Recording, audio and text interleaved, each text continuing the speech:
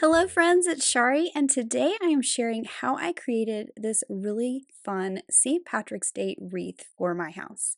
These are the colors I'm using in today's project. We have parsley, pea pod, and peridot. And of course, I've already cut out all my pieces, and we're going to talk about what dies I used to cut out the pieces for this wreath. So first up, we have the heart. So I cut the basic heart twice out of my green felt. Then I used the new Celtic heart details die to cut the holes for my Celtic knot. There's also the die in this set that cuts the knot itself, and I cut that from some pearl felt. So we have that nice off-white.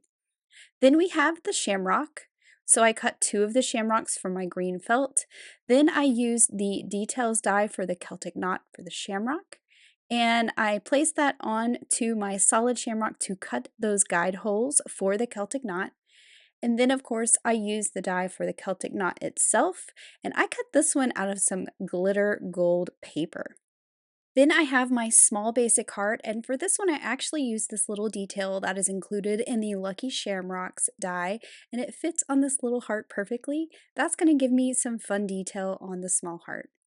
Now for my small shamrocks here, this is from the smaller die from the Lucky Shamrocks. This is meant to cut out an opening in a solid piece and then you back it, but I'm using the fallout pieces just for added little embellishments. And then I have the word lucky spelled out with the banner builder alphabet. I cut two letters from felt and one from cardstock. We're going to make a little sandwich with our letters, which we'll talk about here in a little bit when we stitch those together. But the first thing I want to stitch together is this heart with the Celtic detail on top. And this is a delicate die cut, this little knot detail, so just be very gentle with it as you layer it on top of your heart. And I'm just lining up the holes. I'm going to start my stitching kind of in the center and anchor it by stitching that sort of upside down heart shape that you see there in the middle. And I'm going to start right here in the valley at the top of my heart. I'm just going to hold my tail and go around with a running stitch just around that center area. And once I get back up to that little valley at the top of the heart, I'm actually going to tie my two tails together just to secure them. So I'm back to where I started right here, but I've only done my running stitch. I have not gone back in the other direction to fill in the skipped stitches in between. This is just to anchor it. I'm not going to cut it off. I'm going to go back in the other direction and fill in those stitches.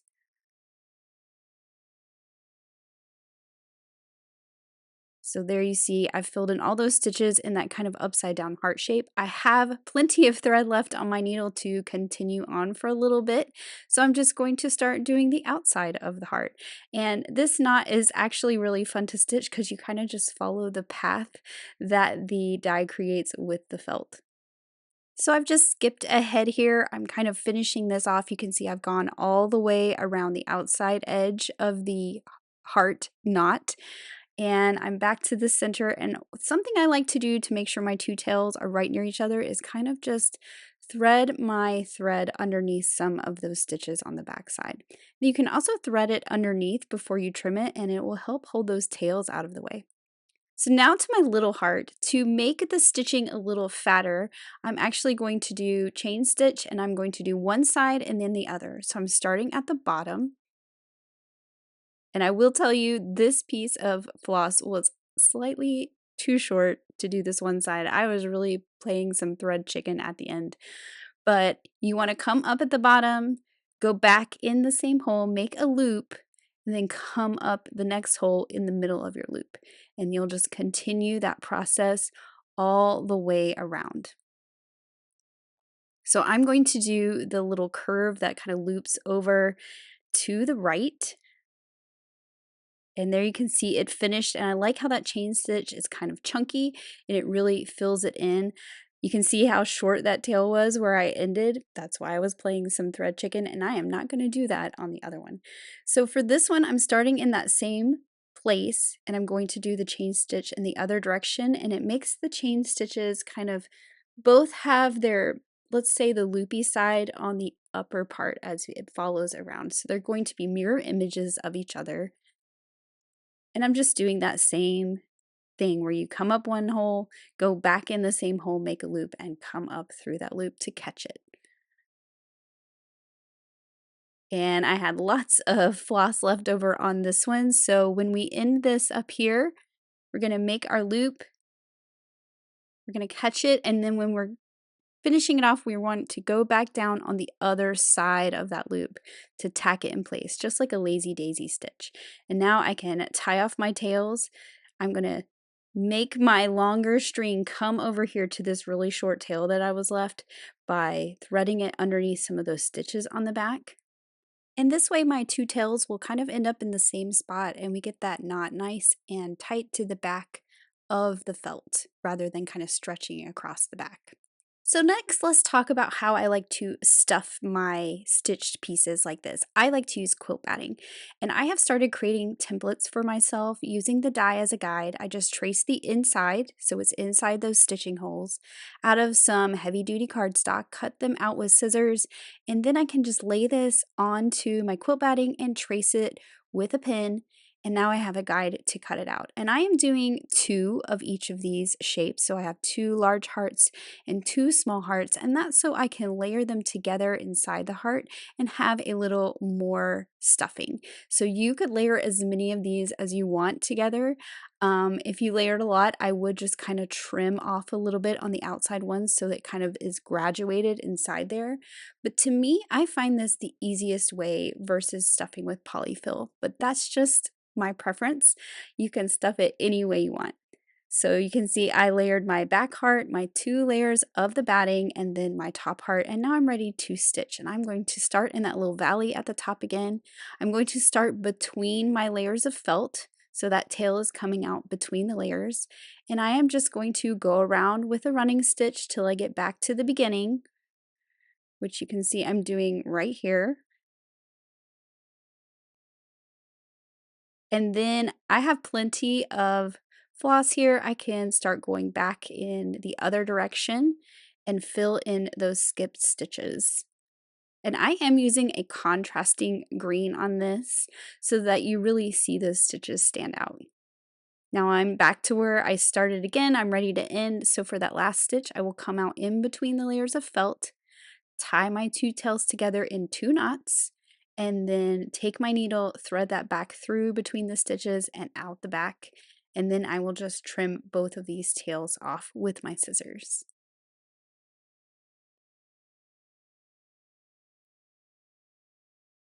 And then we're going to do the exact same thing with the big heart that I did on the small heart.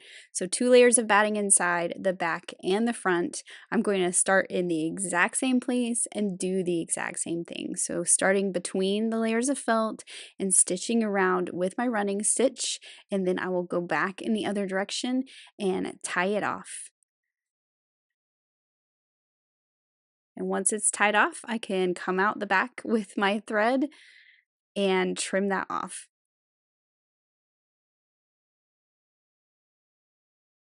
And now I have 2 finished hearts. I did not have to put hangers in these because we're making a wreath today, so we're going to hot glue these right onto the wreath.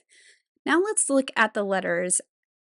For each letter, I have 2 layers of felt and a layer of cardstock, and we're going to make it like a sandwich cookie with that cardstock in the center. So felt on the back, felt on the front, and a cardstock core. And this is going to give our letters some nice stability so that we can string them together and make a little banner that goes across our wreath.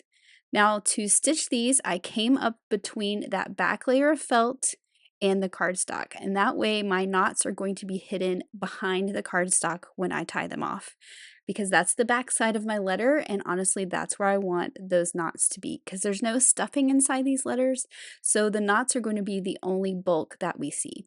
So I've stitched around with a running stitch. I do not have enough floss to keep going, so I'm going to tie this off. You can see how that knot's going to get buried in there between the felt and the cardstock. And then I'm going to hide my tails, and you can thread this between that felt and cardstock just like this. I'm actually just going to go all the way through to the other side, but you could come out in the felt if you wanted.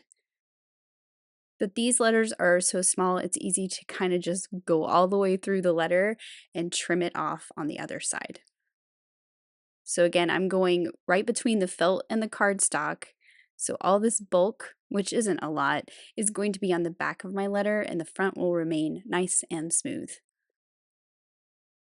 And I do need to fill in those stitches that I skipped, so I'm going to start a new piece of floss in the exact same way that I started the first one. I am going to move it down a hole and not start in the exact same hole, and that's just so I don't have two knots in the exact same place on this letter. So here we are, gone all the way around again with a running stitch back to where we started. You want to come out between the felt and the cardstock and tie those knots, and then hide your tails just as we did with the first string. And then I'm just trimming those off, and I'm not going to walk you through doing all the letters because obviously they are all done in the exact same way. But here is the finished Y that's going to create the word lucky. So here are all my letters done, and now I want to embellish them. You can sew on your sequins and your beads before you stitch them together, but I like them kind of overlapping the edges like this, and if you did that, they would kind of be in the way of your stitches. So for the sequins on this project, I am going to glue them on. So I've just figured out their placement, where I like them, and also this helps you kind of put all the letters together and see them as a whole when you're gluing them like this, because you've got everything nice and done. And I'm just using some tacky glue to glue these down, and I will set them aside so that they can dry, and we are going to work on our big shamrock next while these dry. So here is the big shamrock from Lucky Shamrock with that Celtic knot detail cut in there, and then the Celtic knot itself is actually cut from some gold sparkle cardstock. So it actually has some nice stiffness to it, and it's going to be super easy to sew onto this shamrock. But I love the glitter and the accent that it gives to this entire project. Now, I tried really hard to find a yellow in my stash that matched glitter, but that's really hard to do because it's glitter. And I did not want to stitch with sparkle thread or metallic thread either, because that can be kind of fiddly and I don't really care for it. So I picked out the floss that matches the green, and I'm just going to have a contrasting stitch, and I think it turned out really cute. So I did the same thing as I did on the heart, kind of started in the center. You can see there's sort of like a teardrop shape, and that really anchored it right in the center and kept it from shifting around as I stitched. And then I just stitched all of that Celtic knot, and I can tie it off. So again, I am just kind of threading this through to tie it off because I don't have a tail close by. So I just went under a stitch and would loop it through and tie a knot on the back that way. And I'll just trim off all those excess tails that are too long. And now we have our shamrock ready to put together. I don't have a template made for the shamrock yet, so I'm going to show you how I did that, tracing the inside of the die. Then I'm just going to cut it out with my scissors. And it doesn't have to be perfect. So you can see how it's rounded here, but these little leaves that are kind of heart-shaped, I actually made those more points. You really just want the general shape to trace onto your quilt batting. I think using the template helps you put the shapes even closer together and make the most out of your batting versus tracing the die. And I can also just take this template and kind of throw it into my little felt stitching toolbox, and I'll have it the next time I want to make a shamrock. So I only used one layer of batting for this one, so I've layered the back of the shamrock with the batting in the center, just like a sandwich, and then my decorative front that I've already stitched. And I'm just going to do as I do every time and go around with that running stitch, one direction, and once I get back to where I started, I'll go back in the other direction. And I actually kind of left this in there. Super, super speed. Don't you wish we could all stitch this fast? Actually, I don't wish I could stitch this fast. I could get a lot done, but I think I would be stressed out because it wouldn't be fun anymore. It wouldn't be relaxing. But anyway, this is me stitching around in super speed, down the stem, back up the stem, and then when I get back to where I started, I'm going to go back in the other direction, and here is everything filled in. I'm back to where I started going both ways so I can tie off and bury my tails into that felt piece, just coming out the back and trimming them. And there is that finished shamrock.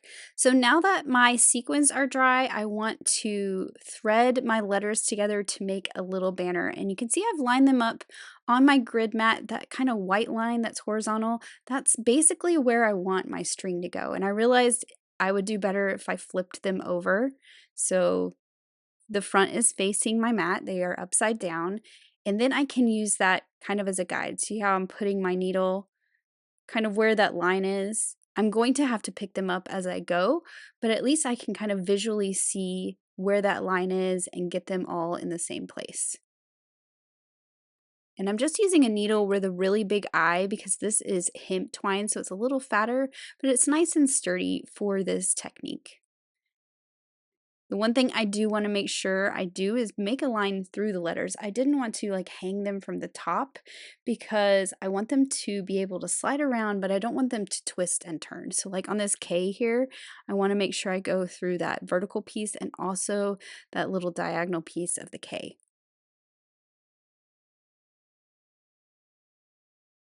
So there we go. That worked really well. I'm going to flip it over. My L was a little low. I think I went a little too high between the stitches there, so I can easily just pull that off and re-thread the L down. You can kind of see, I can kind of see where I was just because it made a little bit of a bump on the back. And when I did thread these, by the way, I did thread them between the felt on the back and the cardstock, so whatever bulk that twine creates is on the back of my letter. Okay, now for the most fun part, making the wreath. So I use a 10-inch grapevine wreath. Of course, it depends on how big of a place you're going to put this. I like to hang these little wreaths on my pantry door in my kitchen and change them out seasonally. And I'm just kind of arranging my pieces where I want them to be to get an idea, and then I will start gluing them down. And I like to start with kind of the anchor pieces, which is this big one here. I can kind of get it in place and then tack down some more areas. Then I have my big heart. Then for these, I'm just going to put a little glue and tuck these in. And of course, I will add the other heart above that big shamrock. And what I actually ended up doing was cutting another one of the fallout shamrock pieces out of that really bright green and adding it above the little heart because it just felt a little off balance. Now for the word lucky, I'm kind of laying it where I want it to be. I'm going to take that twine, wrap it around the wreath towards the back. So I flipped it over here and I'm wrapping it around. I'm not tying it yet. I'm just kind of putting it under one of the grapevines just to kind of hold it in place. Then I can flip it back over, kind of make sure I like where it is. And this is more looking at it height-wise on the wreath because we can do some more adjustments at this point. I'm going to flip it back over. I'm going to tie one of the sides. So I like that you can tie this onto a grapevine wreath. That way, if you tie it and you get to looking at it later and you're like, I don't really like where this is, you can easily untie it or trim it off and move it. It's not glued down. You don't have to like worry about it being too permanent. I also like that these letters on that twine, you can kind of adjust them, right? So I'm kind of scooting them over. I'm making sure I like the way it's draping. I don't want it to be too much of a curve. I want it to be sort of straight. And once I have that kind of where I want it, I can tie off the other side. So again, I'm just tying this to one of the pieces of the wreath on the back. And you can trim off the extra tail of that twine.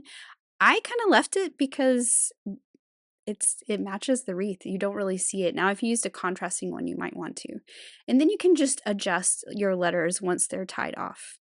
Now, I don't know how you hang your wreath. I hang mine with a string that's kind of white colored so it disappears on the white door of my pantry. And I hang it from the hanger that's on the inside that's holding the aprons. So I'm just adding the string on the back. And then once I flipped it over, I wanted to add some more sequins to these little shamrocks.